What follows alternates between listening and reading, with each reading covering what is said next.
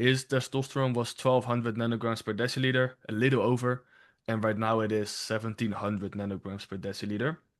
What is up, everybody, and welcome to this video. In this video, me and Connor are going to be analyzing one of our clients' blood tests live. This is unscripted, unprepared. A bit of background about the client. He is a private banker in the United States. He is on TRT, so his testosterone is very high, of course, so keep that in mind with certain markers. But besides that, we're going to go through everything live and we're going to show y'all how we analyze these blood tests. So let's start with leaky gut. So for leaky gut here, you can see Geo has literally all the markers of leaky gut. And if we scroll down and look at his symptoms, so again, he has a lot of severe, strong, and moderate symptoms. This is definitely a leaky gut case. And he actually had leaky gut in the first protocol too, and he has it in the second protocol as well, because it takes typically 6 to 9 months, even up to 12 months to address leaky gut, but his symptoms have improved from the first blood test.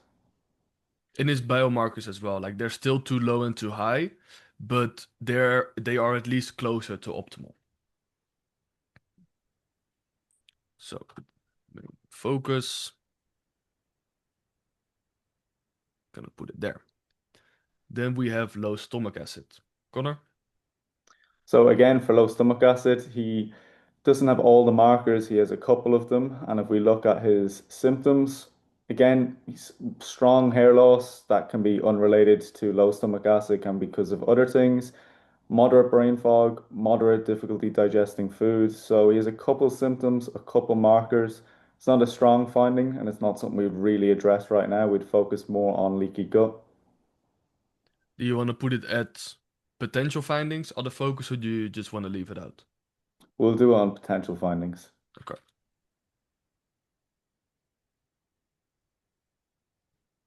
Then next up we have H. pylori. So as you can see, he does have quite some biomarkers here, but everybody has H. pylori in their gut. He's asymptomatic, um, which means that we're simply not going to be focusing on this.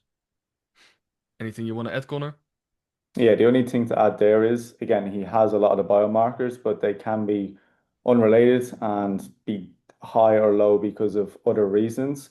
And with that as well, even if he did have the symptoms of H. pylori, we wouldn't even address it until leaky gut is first healed, because we need to heal the gut before you start doing any antimicrobials, because it's just going to do more harm than good unless the lining of the gut is healed. So we're gonna remove that one. Then next up we have SIBO. Connor?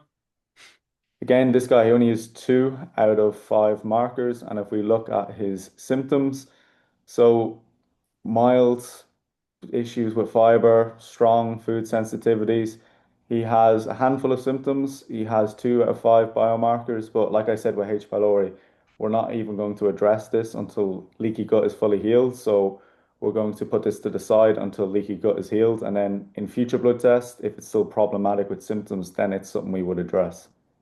And also if you look at his strongest symptom, which is food sensitivities, that can also simply be caused by leaky gut. Mhm. So potential findings or just remove it entirely. We can remove that one for now. Okay. Then we have parasites. So yeah, again, he has a lot of markers of parasites. Some of them do overlap, like hemoglobin is very high because he is on gear. So we want to keep that in mind. And then if we look at his symptoms too, so his symptoms weak, very weak, and he has one strong symptom of waking up multiple times throughout the night, but that can be a case of liver issues as well, which is apparent in his bloods, and he is on TRT, so that can be creating those liver issues, which is waking him up at night. So again, doesn't really have any real symptoms, and it's not something we'd address right now, anyways. For the same reason of SIBO and H. pylori. So we'll remove that one as well. Yep. Then we have mycotoxicity. I mean, 2 out of 6 markers. And monocytes is also related to leaky gut, ALT to the liver. So these two can also be elevated because of something else. And then symptoms, some are there, they're not strong enough. And even if it were the case, it's the same scenario as with leaky gut. Mycotoxicity doesn't get addressed right now, even if it was present. Anything you would like to add? No, all good. Okay. Then the immune system. So yeah, here with the immune system, he only has one real marker out, and it's not really a strong one. We'd be more so looking at neutrophils or white blood cells.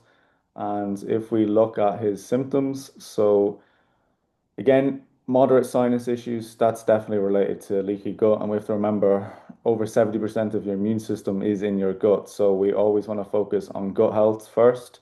And you mentioned colds lasting for weeks. There is only real symptoms. But again, we're focusing on the gut, and that's going to help with his immune system regardless.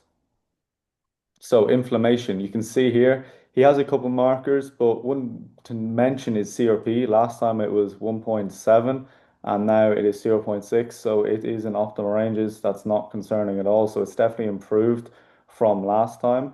Again, if we look at his symptoms as well. So most of his symptoms are weak. He mentioned strong skin issues, but again, that is more so related for this guy with his liver and also his gut. So for inflammation, it would be a secondary finding, not something we would directly target, especially because his CRP went down so much and is now in optimal ranges. So again, we can remove this one and focus more so on the gut. Looking at his gallbladder, so biliary stasis or insufficiency, again, he only has one marker here. If we look at his symptoms, he basically has very mild, weak symptoms. The only one would be moderate with pain around his shoulder blade. Nothing too concerning here. One marker out of the bloods. So again, we wouldn't be addressing this. The focus would be on the other findings. If we look at the liver, so again, you can see the screen, there's a lot of red markers here. He definitely has a lot of markers to be concerned with. And if we look at then his symptoms, so we already know from the other ones he has skin issues. He's mentioning strong skin issues and severe acne. He has poor bowel function, which is moderate.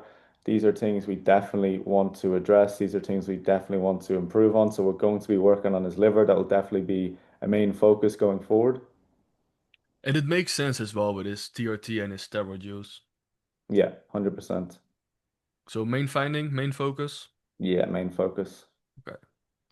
And then his adrenals.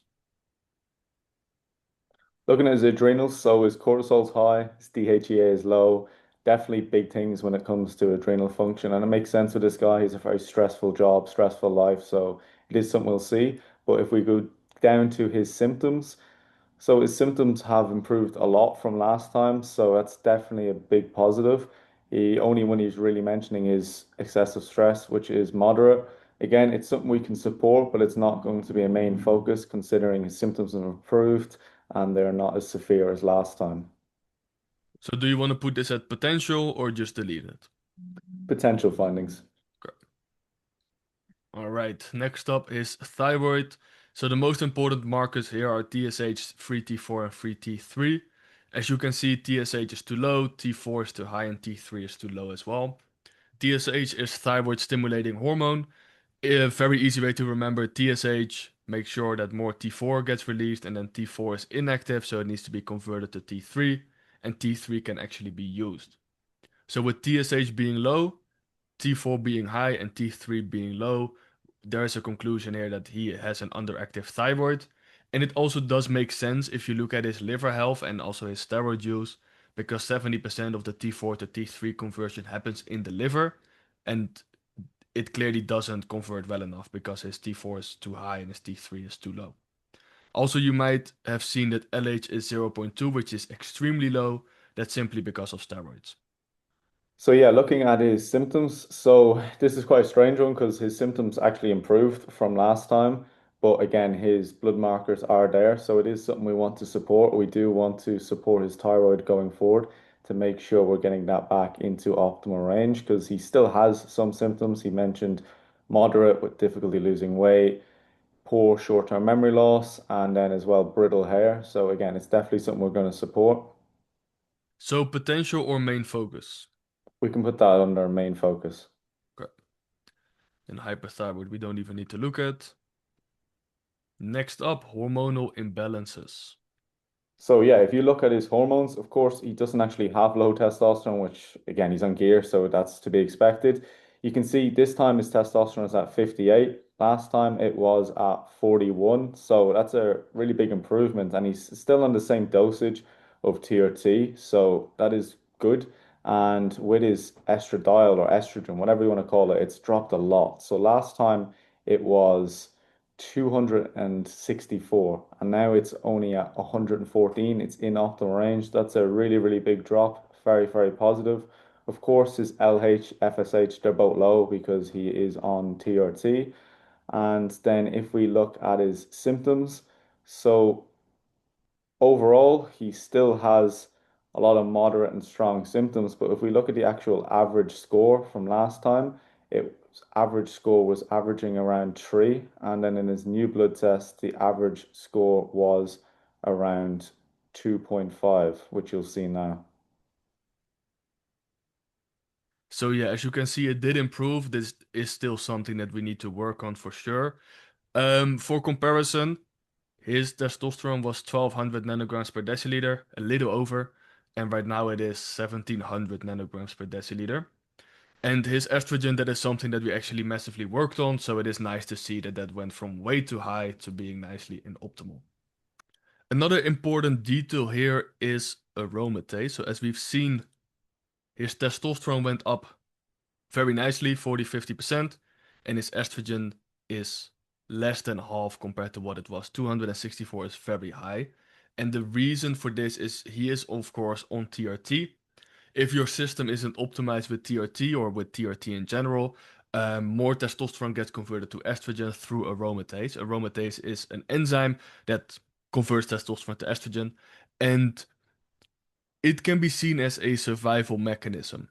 And aromatase can activity can increase with things like inflammation, toxic load, of course, xenoestrogens that can disrupt the hormone system, but also things like the mitochondria or mitochondrial dysfunction, poor sleep or circadian disruption, things like high cortisol. I know it says high here, it's not very high above optimal, so this is not problematic. But we've also been working on aromatase through supplementation, through focusing on this toxic load. We've worked on removing heavy metals, we've worked on helping out with his liver. We've worked on lowering the toxins in his body through binders. We've worked on, yeah, as I said, certain supplements to lower aromatization. We've worked on his inflammation, which went from with a CRP from a 1.7 to a zero point 0.6.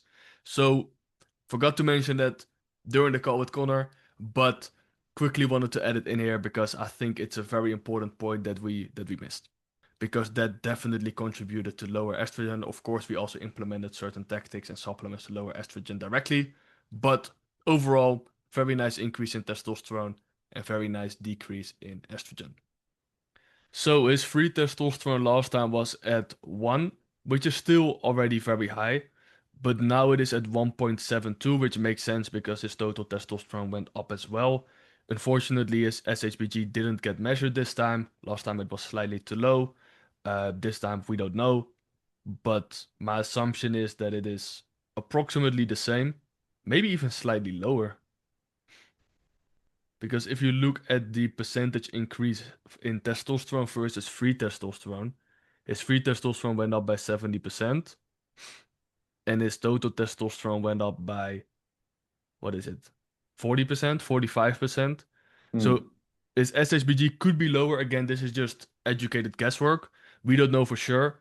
Um, but this is what his hormones are looking like right now. So Okay. next up, we're looking at atherosclerosis risk. You can see he has about half the markers here. And if we actually look at his symptoms as well, he doesn't have any, so that's definitely a positive. Another marker that we don't have up here is CRP. That can be an indicator of atherosclerosis risk. It was too high last time, now it's in optimal range, so that's definitely a positive too. So we can again remove that. He has no symptoms and it's not going to be a main focus. So now if we look at blood sugar dysregulation, so his glucose was too low, and if we look at his actual marker there, it was 3.16. That is very, very low, like very concerning. But if we actually think about it physiologically for a second, Gio is on TRT.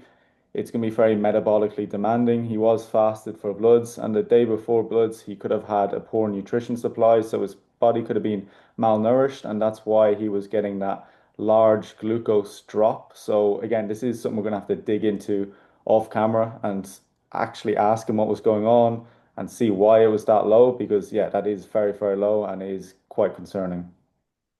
Foamy urine, which can be an indicator, but foamy urine can also be caused by simply the strength of peeing. Because of how strong the water or the pee is the water, it can create a sort of foam slash bubbly sensation as well. I'm gonna do this shit again. What shall I say about fucking foamy urine, bro? I got that far. If you had left it in, you could see me like twitching and trying not to laugh. I'm pretty sure this has something to do with protein malabsorption or something Mm, to do with protein, but I'm not 100% sure. Give me I'm a pretty second. sure that's to do with protein as well. Look it up quickly, then we can say it's also can have to do with the gut. Yeah, dehydration, fast or forceful urination, semen in urine, high protein intake. Yeah, we can just say high protein intake. Okay. And he does have a massive cock because of his TRT, so it could also be the case that it is fucking fast fucking urine, bro. Big cock, small balls. You see, it's not really present except for dry skin.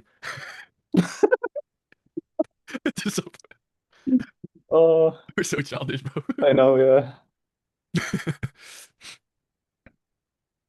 Man, this is gonna take such inner peace for me not to cry out laughing. All right, then next up is symptoms. This is a technical error. They are over here. As you can see, it's basically they're not very strong symptoms. There are two that are. Again, this is a technical issue, so we'll show you now his symptoms. He doesn't really have many symptoms. He has moderate dry skin. Again, that is related to his liver and his gut. Why did I look at you? I can compose myself. I just won't look at the camera. So I'm gonna wait for you. You can go ahead. So yeah, if we look at kidney dysfunction now, so again, he only had one real marker here, and if we look at what it actually was, it was 3.8. Again, it's not really that low. It's not really that concerning. And if we scroll down to his symptoms, so yeah, if we look at his symptoms now, so again, you can see he doesn't really have many symptoms. The only two he really has is dry skin. Again, that's related to his liver and gut health. He also has foamy urine. That can be just because of high total protein intake.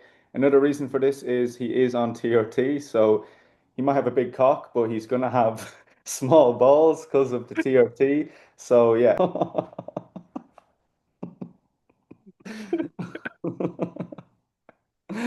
Oh, we're absolutely leaving that in. Hmm?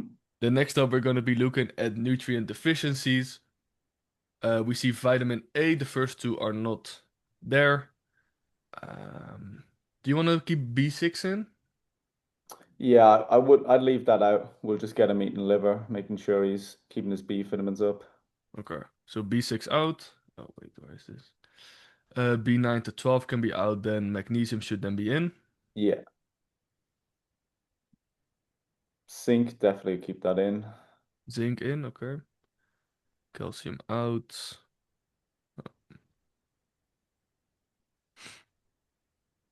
Selenium in, Yeah. and that's it. Yeah, perfect. All right, so selenium, zinc, magnesium, and vitamin A.